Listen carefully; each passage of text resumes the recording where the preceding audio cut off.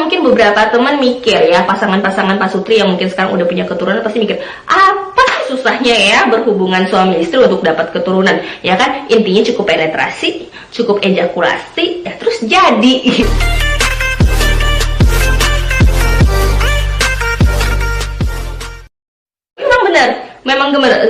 Memang benar gitu ya, segampang itu. Tapi untuk beberapa teman-teman dalam tanda kutip yang masih sangat awam ya, pasti masih ada yang, maksudnya itu kan kita nggak pelajarin di sekolah ya, maksudnya kita belajar di sekolah sistem reproduksi segala macam, tapi maksudnya dalam artian benar-benar untuk menghasilkan keturunan yang baik itu gimana caranya. Karena masih banyak nih ternyata di kolom komentar gue sering baca, dok saya sudah menikah sekian tahun ya, sudah rutin berhubungan seksual, tapi kok sampai sekarang istri saya nggak hamil-hamil, apa yang salah? Nah, di luar masalah ada penyakit endometriosis atau PCOS, di luar masalah itu, nah sekarang yang harus diperhatikan adalah bagaimana sebenarnya cara berhubungan seksualnya, apakah sudah benar apa tidak.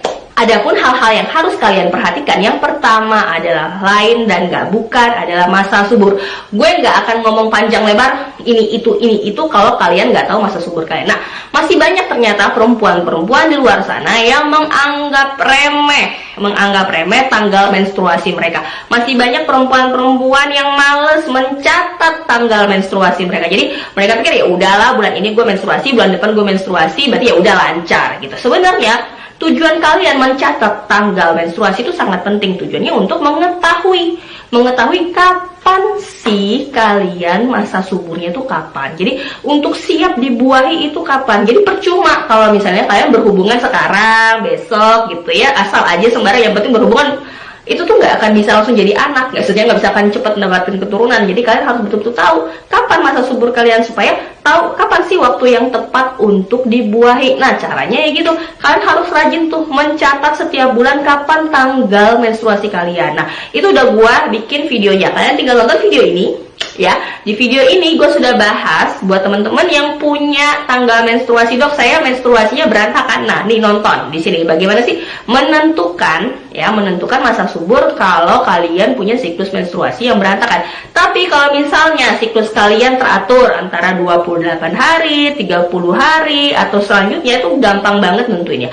Buat teman-teman yang punya siklus 28 hari, berarti perkiraan masa subur kalian adalah hari ke-14 setelah hari pertama menstruasi. Itu cara gampangnya ya. Jadi kalian hitung aja tuh, misalnya kalian mens tanggal 1, berarti perkiraan masa subur kalian itu sekitar tanggal 14. Bisa mundur 2 hari, bisa maju 2 hari. Jadi antara tanggal 12 sampai tanggal 16 itu adalah masa subur kalian. Jadi ya berhubunganlah intens pada tanggal-tanggal tersebut gitu loh, intinya seperti itu. Jadi buat teman-teman yang sekarang masih suka males-males ya nyatat tanggal menstruasinya, ayo dicatat untuk tahu kapan masa suburnya. Kemudian yang kedua yang gak kalah penting dan juga harus diperhatikan adalah intensitasnya ya, intensitasnya atau keseringannya. Seberapa sering sih kita harus berhubungan supaya bisa mendapatkan keturunan? Ada yang bilang saya berhubungan setiap hari supaya kesempatan hamil istri saya itu lebih tinggi. Ada yang bilang udahlah seminggu sekali aja cukup karena juga tenaganya nggak pas-pasan gini, gila capek gitu ya. Ada juga yang bilang saya sampai 3 kali sehari, nah udah kayak minum obat aja. Nah sebenarnya intensitas yang benar itu seperti apa sih dok?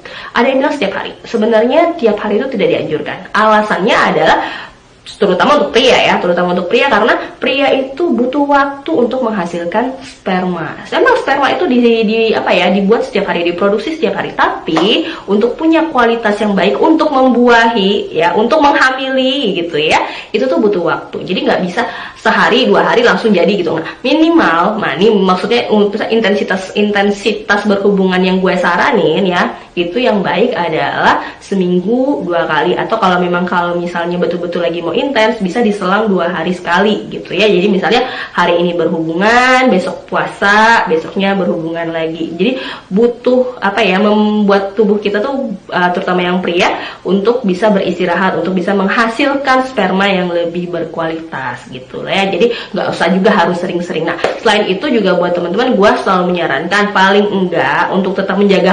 harmonisasi antara suami istri, karena gue juga sering bilang berhubungan seks itu bukan cuman untuk mendapatkan keturunan, tapi juga untuk bersenang-senang, dalam artian supaya suami istri itu tetap harmonis. Nah, gue selalu menyarankan minimal 2 kali seminggu ya, kalau nggak lagi menstruasi 2 kali seminggu gitu berhubungan, itu sangat baik. Oke? Kemudian ini juga ditanya durasi. Nah, katanya, dok, suami saya punya masalah ejakulasi dini. Apakah itu jadi penyebab saya sampai sekarang nggak hamil-hamil? Atau dok, istri saya nggak bisa tahan lama gitu loh, jadi saya harus cepet-cepet nih ngeluarinnya gitu ya. Apakah ini juga berpengaruh terhadap istri saya yang sampai sekarang nggak hamil-hamil gitu? Sebenarnya durasi ini tidak menjadi masalah. Durasi ini hubungannya dengan kepuasan aja sebenarnya. Jadi kalau bapak-bapak punya masalah ejakulasi dini, sebenarnya itu tidak berhubungan dengan infertilitas. Jadi sebenarnya nggak ada masalah. Itu tergantung dari obrolan masing-masing pasangan aja. Jadi sebenarnya durasi sendiri tidak begitu jadi problem untuk program hamil. Jadi nggak ada masalah. Kemudian yang keempat, nah ini dia, posisi menentukan prestasi. Nah ini banyak banget yang nanya, dok, posisi yang baik gimana sih dok untuk promil gitu loh? Kok sampai sekarang istri saya nggak hamil, apakah memang ada masalah di posisinya gitu? Nah sebenarnya seperti tadi yang gue bilang ya, hubungan seks itu ya untuk bersenang-senang juga. Jadi buat teman-teman yang pengen punya variasi hubungan seksual, maksudnya pengen coba macam-macam posisi, silahkan aja ya, sah-sah aja. Tapi buat teman-teman yang mau promil, gue saranin ya gunakan posisi yang klasik, yang dimana perempuan di bawah ya, laki-lakinya di atas gitu aja. Kenapa posisinya harus seperti itu ya? Karena untuk mempermudah penyaluran cairan sperma supaya masuk ke saluran reproduksi wanita, si ibu, supaya bisa cepet gitu, bisa lancar. Nah sekarang problematikanya buat ibu-ibu biasa suka ngeluh, dok habis berhubungan suka tumpah-tumpah. Nah ini harus diperhatikan, itu hal yang normal sebenarnya, nggak perlu ditakutkan. Kenapa? Kita lihat lagi kondisinya. Kalau misalnya si bapak memang mengeluarkan cairan yang banyak, ya wajar aja kalau sampai tumpah. Itu yang pertama. Kemudian yang kedua, kita lihat konsistensi dari cairannya.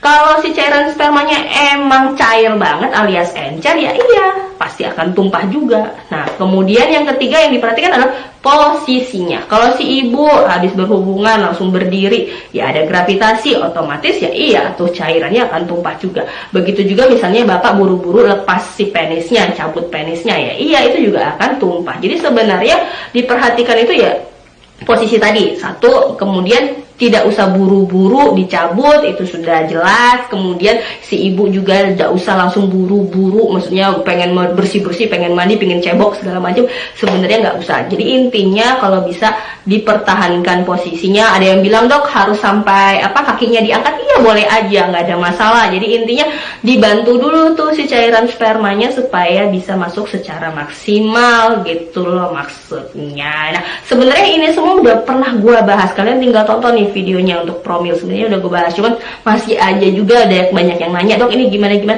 Nih gue jelasin saya lebih detail lagi supaya teman-teman bisa lebih mengerti lagi bagaimana sih posisi, kondisi, durasi berhubungan seksual yang baik.